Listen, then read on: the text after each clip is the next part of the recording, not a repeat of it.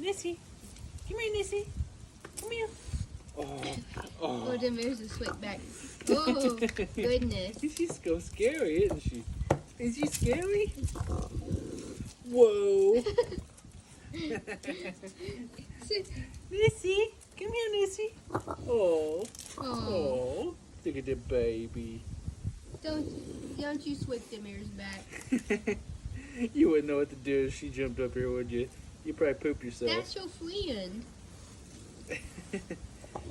He said, well, it's daytime and the wind's blowing. It's already got me nervous.